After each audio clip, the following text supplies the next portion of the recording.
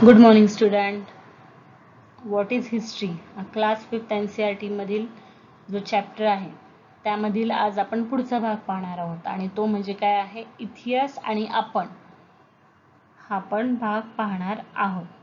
तर तुम्हाला माझ्यासमोर इतिहासामधील भरपूर साऱ्या काय दिसत असतील ना, इमेजेस दिसत असतील किंवा खूप सारे असे चित्र दिसत असतील की या माध्यमातून तुम्हाला समजलं असेल की इतिहासामधले मी खूप वेगवेगळ्या छटा तुमच्या समोर काय केलेल्या आहेत, प्रेझेंट केलेल्या आहेत किंवा मांडलेल्या आहेत. तर हिस्ट्री अँड अस म्हणजे इतिहास आणि आपण, तर याचा काय बरं संबंध असेल, तर याच्याच विषयी आपला आजचा काय आहे व्हिडिओ आहे. सो हा जो व्हॉट इज हिस्ट्री मधील पॉइंट 3 आहे आपला. पहिले 2 पॉइंट्स मी तुम्हाला एक्सप्लेन केलेले आहेत, त्यासाठी आपण तुमचे बाकीचे व्हिडिओज पहा आणि आजच्या तिसऱ्या टॉपिकसाठी माझा हा आजचा व्हिडिओ आहे.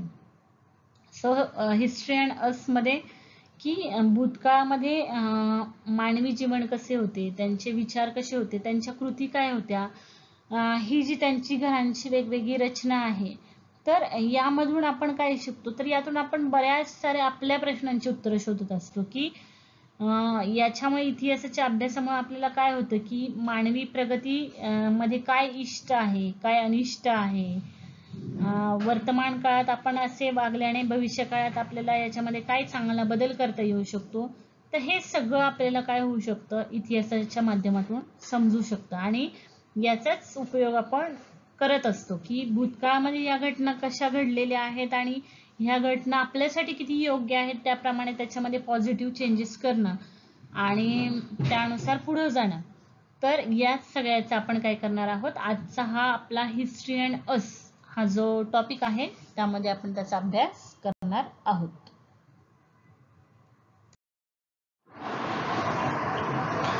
History and us, the study of a science. So the study of science help us find the answer to many questions. For example, environmental studies. The problem of degradation of the environment, pollution, etc. are looks for their solutions. So यामध्ये त्यांनी काय म्हटलेलं आहे, शास्त्र जे आहे या शास्त्रांच्या अभ्यासामुळे काय होतं, आपल्याला आपल्या डे टू डे लाईफ मधील खूप साऱ्या क्वेश्चन्सची काय मिळत राहतात, आन्सर्स मिळत राहतात. तर फॉर एक्झाम्पल यामध्ये त्यांनी उदाहरण काय दिलेलं आहे, पर्यावरण शास्त्र जे आहे, एन्व्हायरमेंटल सायन्स जे आहे, तर एन्व्हायरमेंटल सायन्स स्टडीज मध्ये the problem of degradation of environment. तर पर्यावरण शास्त्रामध्ये ज्याप्रमाणे पर्यावरणाची हानी होते, पोल्युशन, प्रदूषण यांसारखे जे प्रश्न असतात की नाही आणि त्यावर आपण उपाय काय करायला हवे, तर या सगळ्याचा आपल्याला अभ्यास करता येतो. In the same way every science has its own areas to study. आणि मग याच पद्धतीने काय केलं जातं, प्रत्येक जे शास्त्र आहे ना ते आपापल्या विषयांचा काय करत असतं, अभ्यास करत असतं.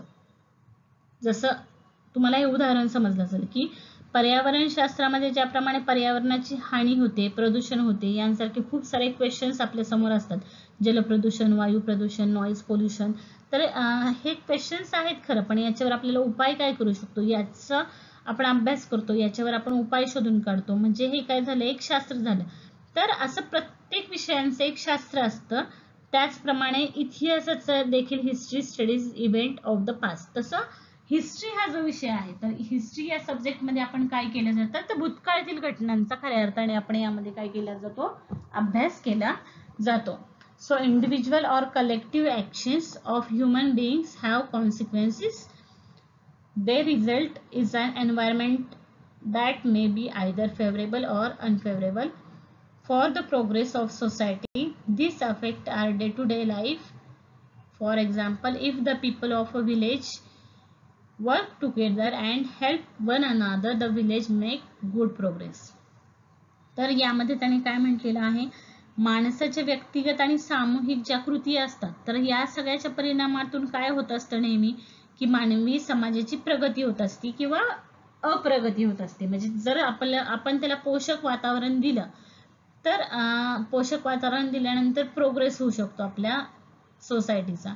So this affect our day to day life. जर आपण योग्य पद्धतीने केलं तर ते योग्य पद्धतीने जाणार आणि जर कोलॅबरेशन कुणी राहिलंच नाही तर मग त्याचा तेवढा इफेक्ट होणार नाही. सो जर आपण यामध्ये फॉर एक्झाम्पल आपण जर उदाहरण घ्यायचं म्हटलं तर जे खेड्यामधील लोक आहेत, ठीक आहे, तर जर ते एकजुटीने राहिले, एकमेकांना जर त्यांनी सहाय्य केलं तर त्यांची कामे खूप छान पद्धतीने पूर्ण होऊ शकतात आणि त्या गावाचा काय होऊ शकतो, विकास होऊ शकतो उत्तम रीतीने.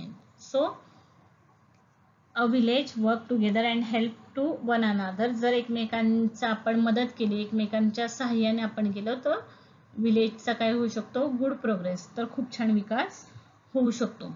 So work together and help one another. However if the people cannot come together, it puts obstacle in the way of its development. History attempts to find out answer to many questions by studying the same of thinking of past societies, their actions and the consequences. तर आपण गावातील काही लोकांमध्ये काही कारणाने एकजूट झाली नाही तर मात्र काय होऊ शकतं, गावाच्या विकासामध्ये अडथळे निर्माण होऊ शकतात. आणि हे कधीच योग्य नसतं. खरं तर सगळ्या गोष्टी ज्या आहेत तर त्या व्यवस्थित पद्धतीने जर पार पाडल्या तर यांसारखे जे ऑब्स्टॅकल आहेत तर यांसारखे ऑब्स्टॅकल म्हणजेच काय आहे, तिथे त्यांनी दिलेलं आहे बघा, अडथळे. तर यांसारख्या कुठल्याही अडथळ्यांना कुठल्याही व्यक्तीला सामोरं जावं लागणार नाही. So history attempts to find out answer of many questions by studying the way of thinking of past societies, their actions and the consequences. तर मग आपण जर इतिहासामध्ये पाहायला गेलं तर इतिहास हा काय करतो, भूतकाळातील मानवी समाजाचे विचार कसे आहेत त्याच पद्धतीने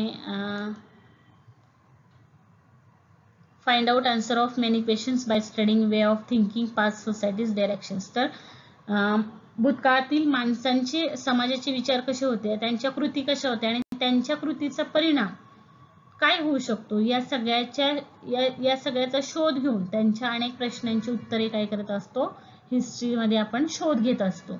so that the study of history makes it possible for us to study